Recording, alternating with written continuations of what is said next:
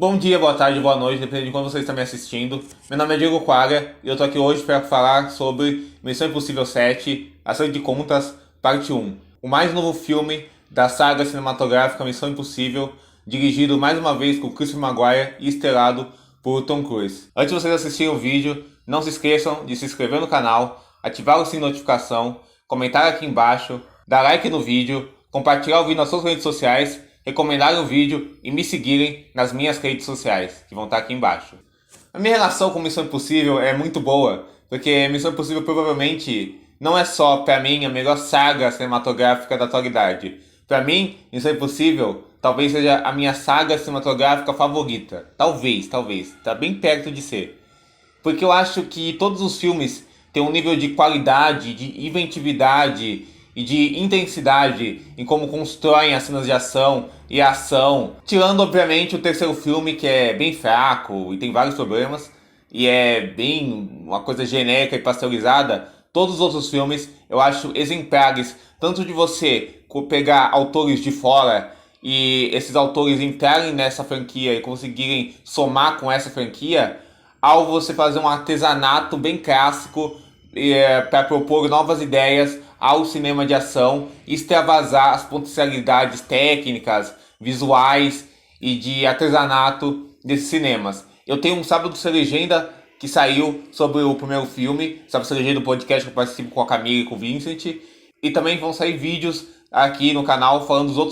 outros filmes da saga. Mas vamos nos ater hoje ao sétimo filme. Por mais que ele tenha uma trama mais simples e direta do que nos filmes, que já tem vários com temas simples e diretas, aqui falando de um rival do passado, do Ethan Hunt, interpretado pelo Ezra Morales, que é o responsável por uma perda anterior dele, e de um novo interesse surgindo por Ethan Hunt, que é a Hayley Atwell. Esse tipo de coisa só acaba salientando esse entendimento que Ethan Hunt tem como algo maior que a própria vida, como algo que é uma força da natureza imparável, que vai criar embates com outras forças da natureza que são caracterizadas dessa forma, mas de jeitos diferentes. Tanto o personagem do Ezra Morales quanto a personagem da Hayley Atwell, que se coloca num jeito muito mais malandro e sarcástico ao lidar com Tom Cruise e vai aos poucos emergindo naquela equipe que ele tem, emergindo nessa lógica de cinema de ação. E o personagem do Ezra Morales, que é essa coisa fantasmagórica,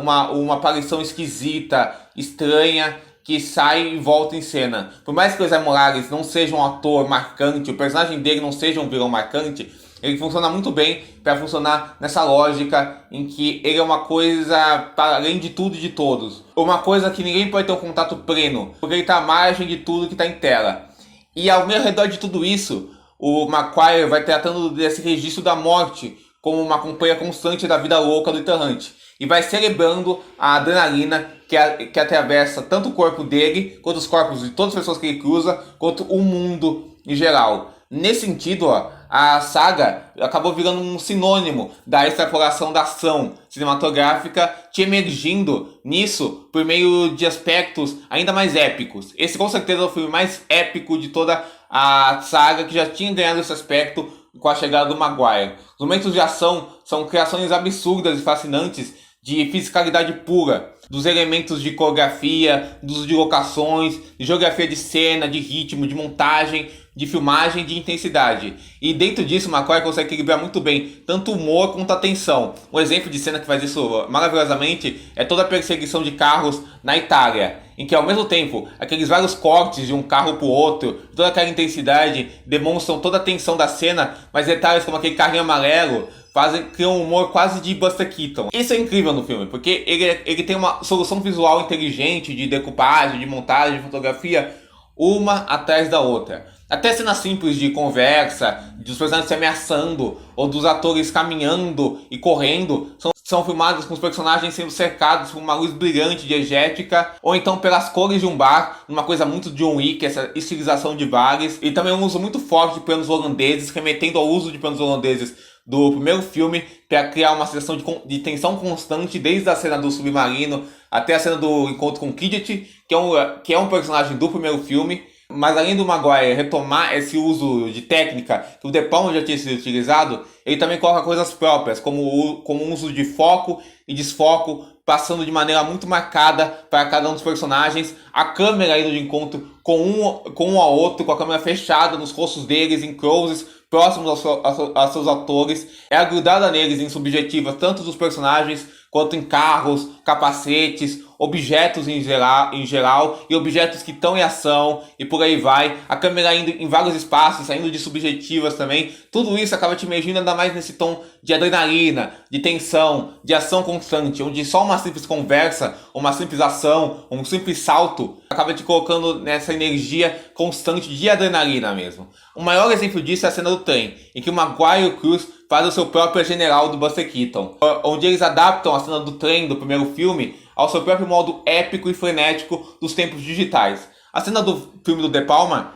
é insuperável por algumas coisas, porque estamos falando de uns, sei lá, 5 maiores gênios do cinema, que é o Brian De Palma, então ela tem coisas impecáveis, como o fato do personagem do Tom Cruise subir no trem e ele ter que lidar com a força do vento que acaba indo pra cima dele, que é uma coisa que geralmente não tem quando acontecem lutas e trens ou cenas em cima de trens, sabe? Esse uso que o De Palma coloca a favor da própria ação do filme e da própria fisicalidade dos personagens, mas aqui no filme, por mais que não tenha isso, ele compensa com o uso de diversas câmeras em lugares diferentes do trem, ações próprias se organizando em diversos locais e cenários do trem e lutando uma contra a outra na montagem, e uma destruição que é capturada pelo rigor da decupagem da cena e de como ela é coreografada e pensada. É incrível, é um momento de ação pura materializada dentro do filme. A nova adição no filme, a Hayley Atwell, está muito carismática e a química dela com Tom Cruise e a inserção dela nessa equipe nova acaba funcionando muito bem e de forma muito orgânica.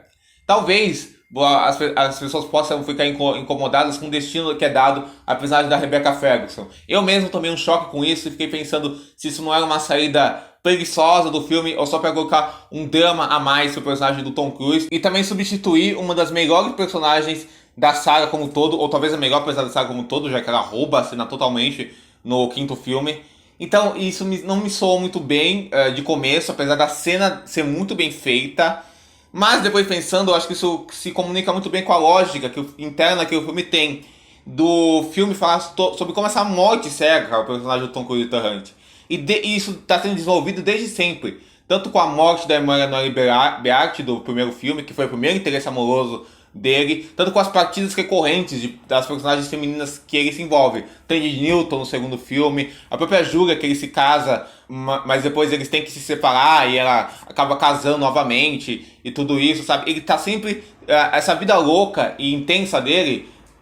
sempre acaba estimulando ele e estimulando sensações dentro dele, mas fazem que ele perca coisas ao seu redor e coisas muito vitais para ele. E agora ele perdeu talvez a maior relação que ele já teve, a relação mais profunda que ele já teve. Então acho que isso acaba funcionando muito bem com a lógica interna da série, e a cena de fato é muito bem feita, né? Então o Missão Impossível 7, ele segue sendo um grande exemplo de como Missão Impossível é essa saga de ação impecável, é um filmaço, um filme espetacular mesmo, é um dos meus favoritos da saga, que o Tom Cruise continua ligando muita gente com Missão Impossível. Esse foi mais um vídeo do Ficinema. Não se esqueçam de se inscrever no canal, ativar o sininho de notificação, dar like no vídeo, compartilhar o vídeo nas suas redes sociais, me seguir nas minhas redes sociais, recomendar o vídeo, comentar ele aqui embaixo e até o próximo vídeo, gente.